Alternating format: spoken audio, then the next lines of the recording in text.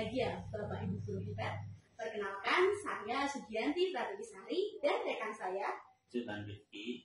Kami calon guru penggerak angkatan 7 dari SMP Negeri 1 Kangkung, Kabupaten Kendal, Provinsi Jawa Tengah akan melakukan praktik wawancara terkait pengambilan keputusan berbasis nilai-nilai kebajikan sebagai pemimpin dengan Kepala SMP Negeri 1 Kangkung, Bapak Budiana, SAG MSI. Assalamualaikum, Diana. Waalaikumsalam warahmatullahi wabarakatuh, Pak Sunan. Bagaimana kabarnya hari ini? Alhamdulillah baik, Pak Sunan. Terima kasih banyak, kami sudah diberikan kesempatan Bapak berkenan untuk kami wawancara berkaitan dengan pengambilan keputusan berbasis nilai-nilai kebajikan di SMP Negeri 1 Kangkung. Bisa langsung kita mulai saja, Bapak Budiana. Silakan, Pak Sunan. Pertanyaan pertama, Bapak, selama ini bagaimana Anda dapat mengidentifikasi kasus-kasus yang merupakan dilema etika atau rujukan moral? Iya, terima kasih pertanyaan yang sangat bagus, Pak Sunan. Terkait dengan pertanyaan bagaimana cara saya mengidentifikasi kasus-kasus yang merupakan dilematika itu, saya melihat seperti adanya pertentangan antara penegakan disiplin dengan kondisi tertentu sehingga ada kondisi pemakluman, antara kejujuran dengan harga diri seseorang itu diantaranya, Pak Sunan. Kemudian antara kepentingan kelompok besar juga dengan kepentingan kelompok kecil atau yang lainnya yang mereka itu membutuhkan perhatian yang sama, antara menegakkan keadilan terhadap semua atau adanya pengecualian ya pada anggota tertentu karena situasi dan kondisi, Pak Sunan. Juga memberikan kebebasan berpendapat ya, namun terkadang kebebasan itu dimanfaatkan betul-betul menjadi bebas betul, bebas yang tidak terkendali dan bebas yang tidak terbatas. Hal ini yang menjadikan saya itu kan dilematika tersebut. Ya, lanjutnya. Baik Bapak, lantas bagaimana Bapak dalam menjalankan pengambilan keputusan di sekolah ini, terutama jika terjadi kasus-kasus di mana ada dua kepentingan yang sebetulnya itu sama-sama benar dan sama-sama mengandung nilai kebajikan? Ya, itu memang situasi yang dilematik. Diambil dengan posisi yang sebelah juga tidak enak, kita condong ke yang sebelah lagi juga tidak enak. Tapi setidaknya ada beberapa acuan untuk pengambilan keputusan terhadap dilematika tersebut. Yang pertama, melihat yang seharusnya sesuai norma yang berlaku, yang disepakati bersama, itu yang pertama. Kemudian yang kedua, mengumpulkan fakta, data-data yang ada itu apabila apakah data tersebut dilema itu benar-benar terjadi atau hanya sekedar isu saja gitu. Itu yang kedua. Kemudian yang ketiga, mengidentifikasi itu ya. Jadi kita identifikasi, kita teliti ya pihak-pihak yang terlibat dalam dilematika tersebut. Kemudian yang keempat, merancang alternatif solusi problematik. Kemudian yang terakhir, strategi yang akan diterapkan. Kemudian kita meminimalisir hal-hal yang menimbulkan konflik berkepanjangan. Begitu. Ya. Selanjutnya Bapak, mengenai langkah-langkah atau prosedur seperti apa yang biasa Bapak lakukan selama ini mengatasi hal Pak? Kalau kita bicara tentang prosedur dalam mengatasi masalah itu sebenarnya banyak cara, banyak strategi. Namun dalam hal ini ketika saya dihadapkan pada dilematika seperti yang saya sampaikan tadi, paling tidak langkah-langkah yang saya ambil itu yang pertama saya mengenali. Jadi mengenali dilematika tersebut apakah berhubungan dengan satu etika sopan santun atau dia norma sosial, itu yang pertama. Kemudian menentukan aktor siapa yang terlibat dalam situasi dilematika tersebut. Kemudian tadi saya katakan ada fakta-fakta. Jadi fakta-fakta itu betul-betul saya dapatkan apakah itu terkait tentang apapun gitu. Kemudian untuk mengetahui hal tersebut perlu diuji terlebih dahulu. Jadi saya menguji apakah benar atau salah. Seperti ya uji regulasi peraturan ya sesuai aturan, melanggar aturan atau tidak. Kemudian menguji intuisi yang itu secara intuisi itu dibenarkan secara kita sebagai manusia gitu.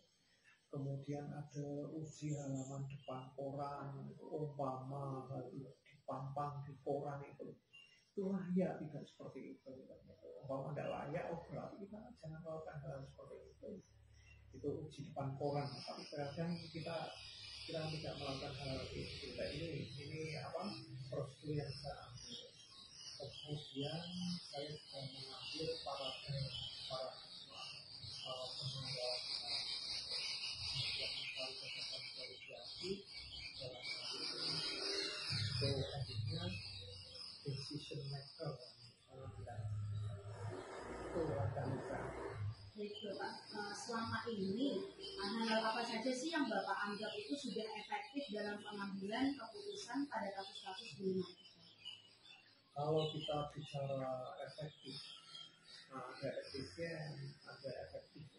Kalau efisien itu terkait dengan waktu, gitu. Kalau efektif terkait dengan hasil. Tujuan itu, goalnya itu tercapai atau tidak. Jadi dalam hal keefektifan dalam pengambilan keputusan, itu saya menegaskan antara nilai organisasi dan nilai pribadi yang disesuaikan, mana yang lebih penting antara organisasi atau pribadi. Kemudian melakukan audit etika dan mengembangkan kode etik. Kode etik itu kan panduan yang dilakukan oleh seseorang di dalam menjalankan profesinya. Jadi ada panduan-panduan itu yang sudah ditetapkan oleh organisasi. Ini dalam pengambilan etis begitu. Kemudian menanamkan tujuan dan keyakinan dan kepemimpinan, tujuan evaluasi kinerja. Kemudian ada pada the right man on the right place, menempatkan orang sesuai dengan kompetensinya, itu akan lebih efektif kan begitu. Jadi kita harus kenali dulu, kita harus memahami sumber daya yang ada di situ sehingga kita tidak salah dalam menempatkan orang kan begitu. Kemudian yang terakhir itu power itu memberdayakan. Ketika kita memberdayakan semua sumber daya yang diberdayakan, maka akan timbul satu partisipasi. Orang tidak berpartisipasi karena tidak diberdayakan. Itu hal-hal yang saya ambil dalam pengambilan yang sangat efektif. Berikutnya, Bapak, hal-hal yang masih menjadi tantangan dalam mengambil keputusan yang berkaitan dengan dilematika di SMP 1 Kampung ini apa saja? Yang menjadi tantangan. Dilematika itu bisa teridentifikasi ketika dia itu muncul ke permukaan. Itu mudah kita tangani kan. Tetapi apa yang keluar itu ketika kita bisa menangani, kita tidak tahu yang di dalam. Seperti adanya kebohongan. Orang bohong itu kan tidak tahu. Jadi sulit seperti itu. Atau tipu daya, dia punya skenario negatif kan itu. Jadi sulit. Itu yang menjadikan kendala dalam pengambilan keputusan. Kemudian pandangan manusia sesuatu yang tidak menyenangkan seperti lemah, merasa tidak mampu, mudah dimanipulasi, itu juga merupakan kendala dalam pengambilan keputusan tadi. Kemudian adanya kurangnya perhatian pada moralitas. Moral itu kadang-kadang kita menganggap bahwa moral itu sesuatu yang sudah perilaku yang sudah terbentuk. Padahal moral itu sendiri kan bentuk pola pikir ya, persepsi seseorang. Dia belum keluar, dia masih mempersepsi itu sudah moral. Ketika dia mempersepsi buruk, itu kan moral buruk, itu kan tidak diketahui. Nah itu kan bermoral buruk. Begitu dia sudah dimunculkan dalam tindakan, bentuklah perilaku buruk. Nah ini kalau masih bentuk persepsi moral buruk seperti itu, kita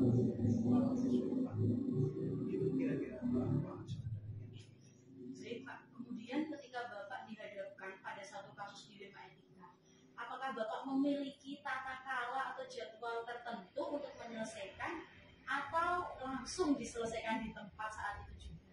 Nah, kemudian bentuk atau prosedur seperti apa yang Bapak lakukan selama ini?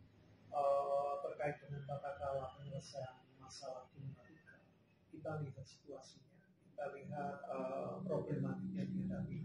Kalau memang saat itu bisa langsung diselesaikan, kenapa tidak langsung diselesaikan?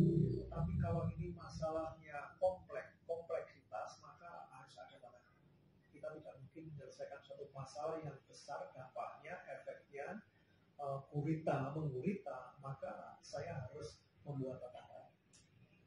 Ada waktu-waktu yang cukup, prosedurnya ya, diantaranya seperti tadi saya katakan, kita untuk menyelesaikan masalah itu tidak lepas dari identifikasi masalah, jadi meneliti paradigma etika yang disepakati bersama dalam pengambilan keputusan itu kan harus ada, kita identifikasi, kemudian mengidentifikasi sumber pertimbangan gitu, dalam pengambilan keputusan.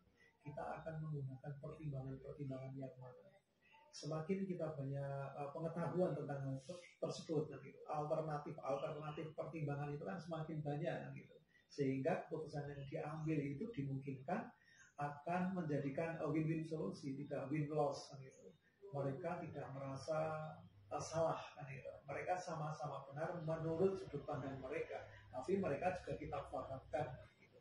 Kemudian kita menganalisis langkah-langkah yang dilakukan dalam proses pengambilan keputusan ketika menghadapi dilema etis tersebut. Itu prosedurnya, gitu. Demikian yang bisa saya jawab ya. Oke, semakin menarik ini Pak Diana perbincangan kita. Selanjutnya Bapak, adakah seseorang atau faktor apa yang selama ini mempermudah atau membantu Bapak dalam pengambilan keputusan dalam kasus-kasus dilema etika? Ya, faktor-faktor yang mempermudah saya dalam pengambilan keputusan, kalau saya merujuk pada regulasi atau peraturan yang ada, yaitu untuk menghindari hukuman. Jadi ada proses pencegahan. Yang kedua, menghidupkan penghargaan pada orang lain. Dan namanya kewajiban sosial, kita cerdas secara sosial. Kita hidup di satu organisasi, kita punya budaya, punya aturan, punya regulasi, punya kecerdasan sosial, gitu. Kemudian kita juga tidak lepas dalam menegakkan keadilan. Dan keadilan harus ditegakkan, dalam arti adil itu tidak sama, sesuai dengan kapasitasnya masing-masing. Kemudian saya harus mengetahui bahwa individu tersebut menganut nilai-nilai atau norma yang berbeda dan mencari solusi. Kita mencari solusi kreatif untuk mengatasi hal tersebut. Kemudian yang terakhir, menyeimbangkan antara kepentingan diri dan kepentingan orang banyak. Di situ kan seorang harus dibuat cerdas secara sosial, ya. Social thinkingnya itu harus dinaikkan. Nah ini yang saya jadikan acuan sehingga saya mudah membantu saya dalam mengatasi dilema. Begitu Pak Johan. Baik, luar biasa sekali, banyak hal yang kita dapatkan ya Pak Johan ya. Kemudian Pak, dari semua hal yang Bapak sampaikan tadi, pembelajaran apa sih yang dapat Bapak petik dari pengalaman Bapak ketika mengambil keputusan berkaitan dengan kasus dilema etika? Ya. Ketika kita berbicara tentang dilematika, prosedur, fenomena yang terjadi, memang banyak hal-hal yang bisa kita ambil pelajaran. Bagi orang bijak itu kan bisa mengambil ide-ide, bisa mengambil hikmah di dalam suatu apapun yang terjadi, yaitu pertimbangan dari sudut moral, nilai-nilai, norma etika yang menjadi pegangan dalam satu organisasi tersebut. Kemudian dapat mengambil keputusan berdasarkan pada prinsip seorang pemimpin pembelajaran begitu. Bagaimana seorang pemimpin itu tidak hanya sekedar membelajarkan, tidak berhenti di pembelajaran itu, tapi seorang pemimpin itu menjadi inspirasi menjadi inspirasi bagi rekan-rekannya ketika dia mengambil keputusan. Nah, ini landasannya itu memang pemimpin pembelajaran, tapi neck-nya itu kan harus menginspirasi kan gitu. Itu dalam strategi pengambilan itu pelajaran yang bisa kita Luar biasa sekali. Terima kasih banyak Pak Diana atas waktunya dan kesempatannya pada kami untuk ngobrol-ngobrol terkait penyelesaian kasus-kasus kriminal etika di SMP Satu. Mudah-mudahan sukses ya. Amin, Pak. Saya tahapan-tahapan harus diikuti dengan baik dan diberi makna supaya apa yang dilakukan itu bermanfaat. Bapak Ibu, demikian wawancara kami dengan Kepala SMP Negeri 1 Kampung, Bapak Budiana SAG MSI terkait pengambilan keputusan berbasis nilai-nilai kebajikan sebagai pemimpin. Terima kasih atas perhatiannya. Wassalamualaikum warahmatullahi wabarakatuh.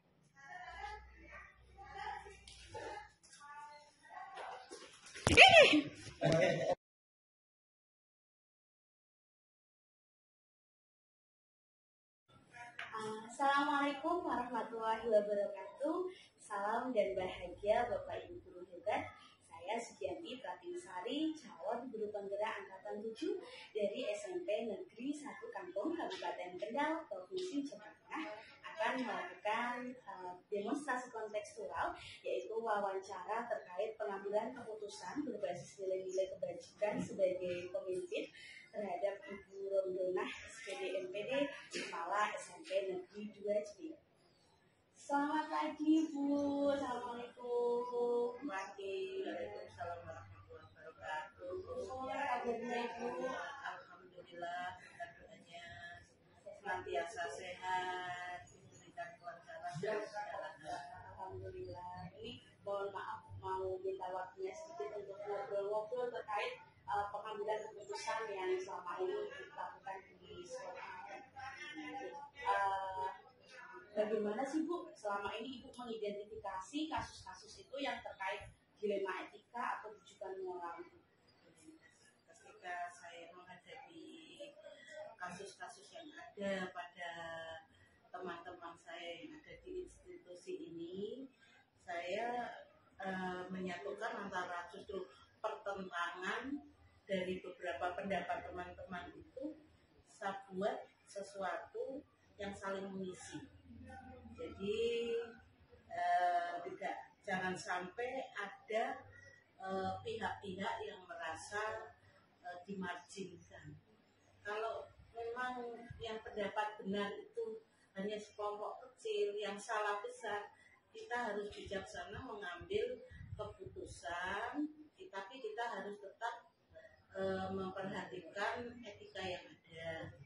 Jangan sampai itu tadi merasa saya kok pendapatnya seperti ini terus tidak diterima, akhirnya akan jadi kekecewaan.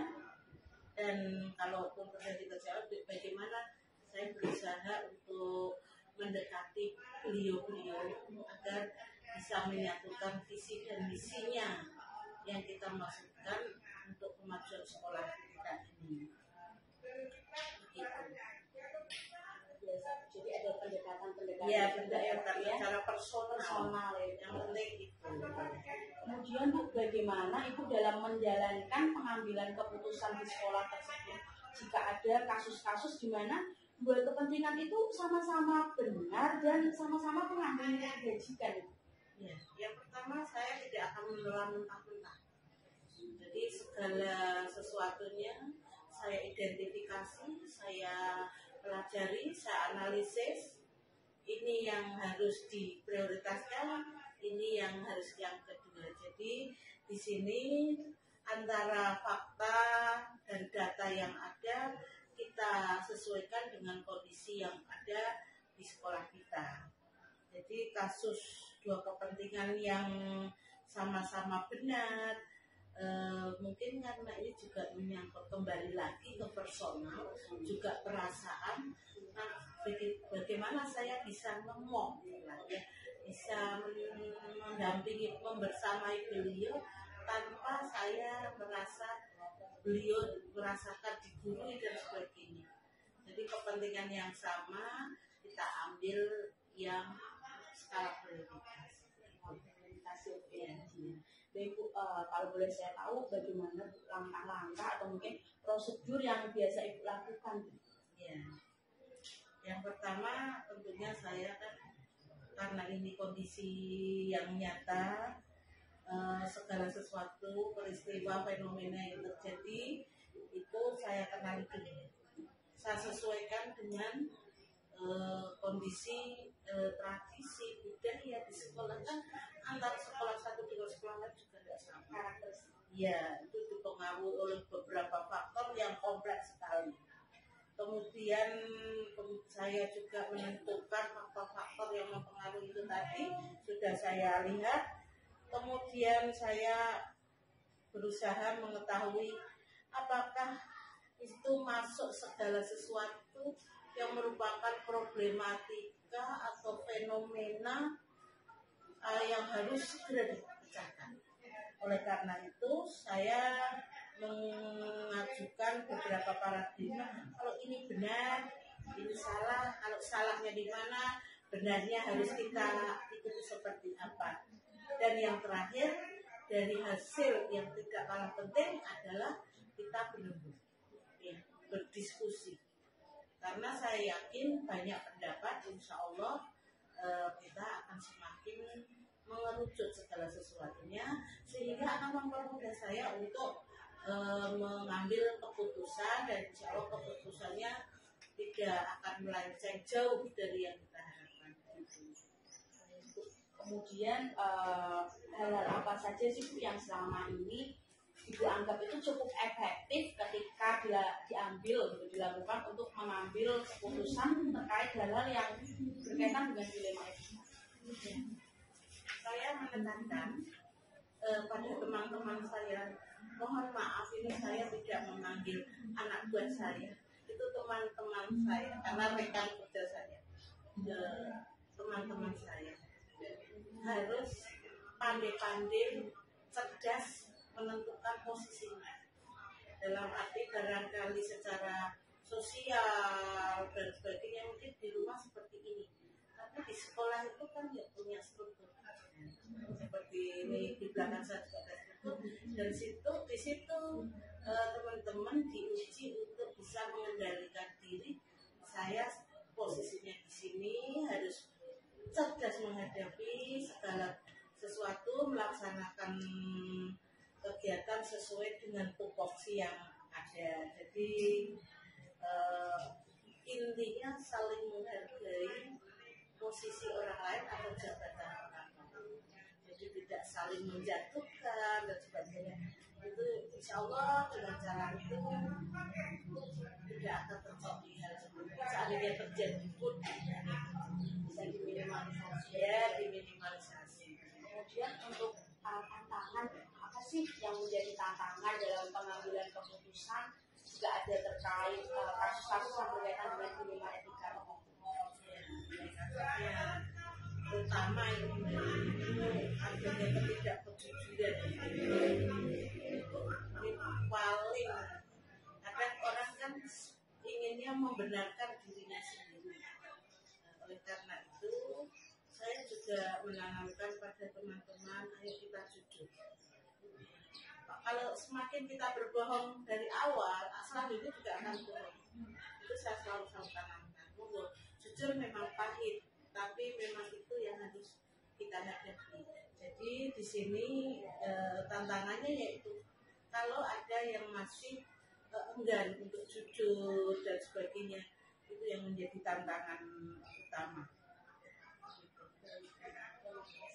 Kemudian misal Bu ada kasus terkait dilema etika, mungkin Ibu menyelesaikannya apakah harus saat itu juga atau mungkin dijadwalkan, ada prosedurnya, bagaimana Ibu dalam menyelesaikan? Yang namanya masalah kan timbul tidak kita duga. Oleh karena itu saya tidak akan pernah menjadwalkan. Ketika ada problematika, maka langsung saya tangani dengan prosedur yang ada. Saya berusaha pendekatan dulu yang tepat. Saya saya terbiasa dengan Bapak Ibu guru atau karyawan itu selalu ayo kita diskusi. Kalau ada seperti ini bagaimana? Jadi tidak pernah saya menjustis ada teman yang misalnya kurang disiplin dan langsung jenengan itu orangnya tidak disiplin. Saya berusaha untuk mengalihkan ke sesuatu yang nantinya akan masuk ke masalah yang ada dan yang bersangkutan yang merasa tidak dibina. Kan saya dengan sharing, kalau dibina kan merasa nanti saya kok dibina kan kurang. Jadi menyesuaikan. Iya. Tidak perlu prosedur khusus. Iya. Ada prosedur yaitu pendekatan dulu. Kemudian mari Pak kita diskusi, ada sesuatu saya kok ingin diskusi dengan begitu. Jadi dia merasa tidak masalah yang dipanggil oleh kepala. Karena dengan kata tanda dipanggil orang mesti negatif dengannya. Saya ingin keluar dari ruang KS itu plong gitu. Kemudian ada tidak seseorang atau mungkin faktor-faktor yang membantu ibu mempermudah dalam pengambilan keputusan terkait dengan ya, saya biasanya sebelum memanggil beliau dalam arti mengajak diskusi tadi bukan memanggil ya, itu saya selalu ada teman-teman saya di sini yang saya anggap sudah senior, saya selalu berbagi, Pak seandainya saya punya kasus seperti ini bagaimana. Nah ketika saya menghadapi teman saya yang kebetulan mau saya ajak untuk berdiskusi tadi sudah ada referensi, jadi tidak hanya saya, jadi pendukungnya itu. Jadi tidak pengambilan keputusan hanya saya. Saya itu hanya sebentar di sini.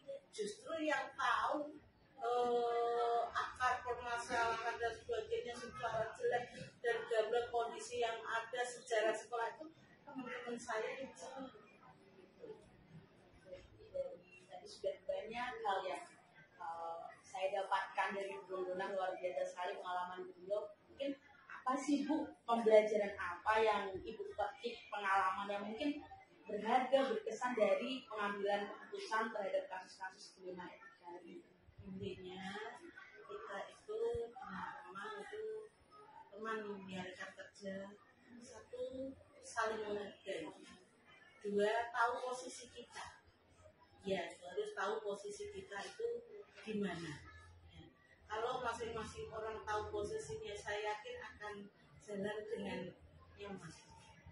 Dan jangan meraih sesuatu karena menjatuhkan orang lain. Ya. Jangan sampai itu. Dan yang penting itu menjaga perasaan orang lain juga, meskipun menurut kita ini sesuai aturan, tapi kan bisa dikemas, diputus dengan kalimat yang tidak menyakiti perasaan orang lain.